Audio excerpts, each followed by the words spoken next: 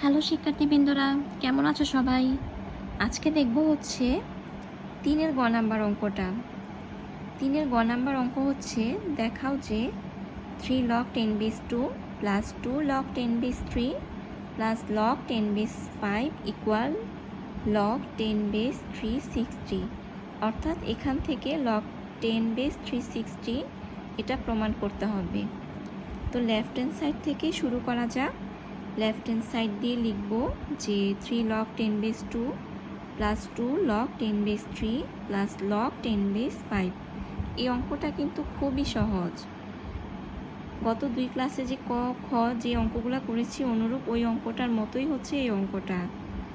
এখানে লগের সামনে 3 দেওয়া আছে, আর লগের সামনে যেটা থাকবে সেটা আমরা পাওয়ারে নিয়ে যাব। তো 3 আছে যেহেতু 3কে আমরা পাওয়ারে অর্থাৎ 2 এর উপর লিখব, 2 কিউব লিখব। সেক্ষেত্রে লিখব হচ্ছে log 10 base 2 কিউব প্লাস এখানে লগের সামনে 2 আছে, 2 3 এর উপর নিয়ে যাব অর্থাৎ 3 স্কোয়ার লিখব।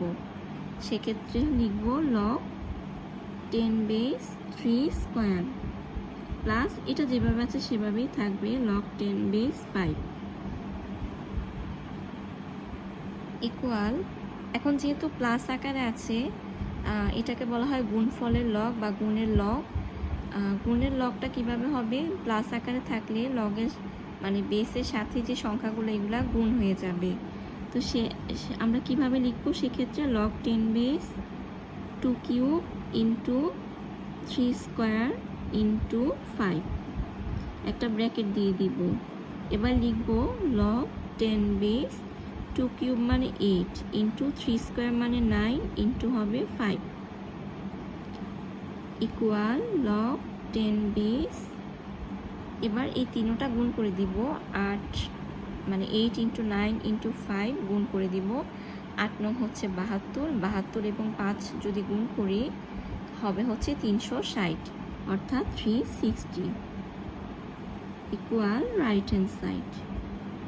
তো লেফট হ্যান্ড সাইড এবং রাইট হ্যান্ড সাইড সমান হয়েছে, অতএব দেখানো হলো।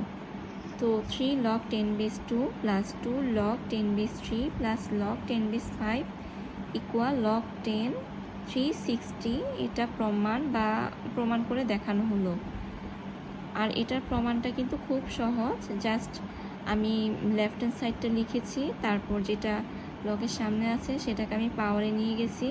তারপর প্লাস আকারে আছে যেহেতু গুণের লগ অনুযায়ী সবগুলা গুণ হবে, বেসের সাথে সংখ্যাগুলো গুণ হবে।